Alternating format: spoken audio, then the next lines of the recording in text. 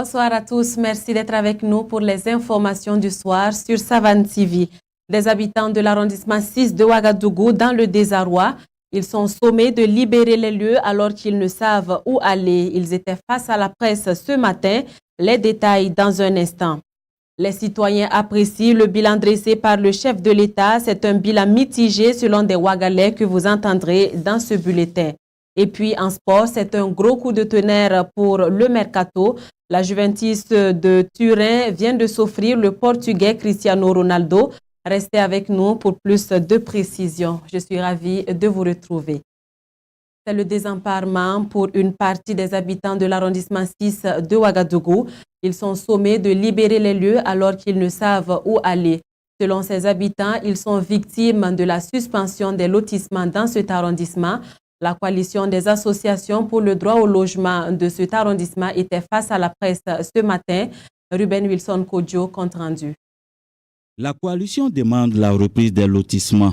Elle a fait le point des préoccupations des habitants dans les zones non loties du dit arrondissement. Des problèmes de déguerpissement, des problèmes de logement et d'attribution inachevée au niveau de l'arrondissement. C'est parce qu'on a beaucoup de problèmes par rapport à cela. On a des problèmes de cohabitation avec les habitants qui sont déjà attributaires. Présentement, on a des huissiers aussi qui émettent des ordonnances pour faire déguerpir des gens qui n'ont pas eu leur parcelle d'abord. Donc ça constitue de véritables problèmes pour l'arrondissement. Face à cela, on s'attend à ce que le gouvernement fasse très rapidement leur état des lieux, ce qu'ils ont promis, pour au moins lever la suspension et commencer les attributions. Si, dans le cas contraire, s'il ne peut pas faire l'état des lieux rapidement, ils n'ont qu'à lever la suspension au moins pour qu'on puisse avoir nos... Cette coalition qui regroupe 9 associations compte mener d'autres actions dans les jours à venir pour se faire attendre si rien n'est fait pour résoudre leurs problèmes. On a déposé des demandes d'audience à plusieurs responsables. Je crois que le ministre de l'Habitat, le ministre de la décentralisation, ils ont tous eu des demandes d'audience, mais personne ne nous a reçus jusqu'à présent. Donc on a fait des démarches aussi au niveau de la mairie, il n'y a pas de solution. Donc nous, en tant que OSC, on s'est rassemblés, on a formé une coalition immense pour avoir une main forte pour lutter pour nos droits. Donc je crois que la coalition, on va essayer d'entamer beaucoup de meetings, beaucoup de conférences de presse pour essayer de se faire entendre avant maintenant d'envisager d'autres solutions. La coalition demande au ministre de l'Habitat de réagir pour le bonheur des populations. Après le bilan du chef de l'État et le contre-bilan du chef de file de l'opposition, voici l'appréciation des citoyens ouagalais.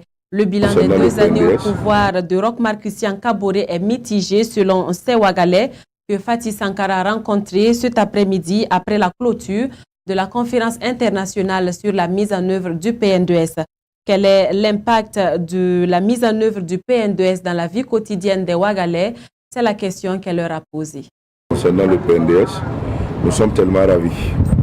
Nous sommes tellement ravis parce qu'il y a eu un peu de changement par rapport à ce qui est passé. Donc nous faisons que prouver notre jovialité envers les infrastructures qui sont en lieu et place. Ça ne peut pas se ressentir plutôt sur toute la population parce qu'il y a ceux-là qui croient que le PNDS c'est prendre de l'argent et puis mettre en poche, mais je pense que si tout un chacun de nous va s'y mettre dans sa mentalité, comme ça ne va pas aller. Avant là, les routes là étaient gâtées, maintenant les routes là, ils sont bitumées et puis c'est bien. Je peux dire que l'impact là, c'est bien commencé.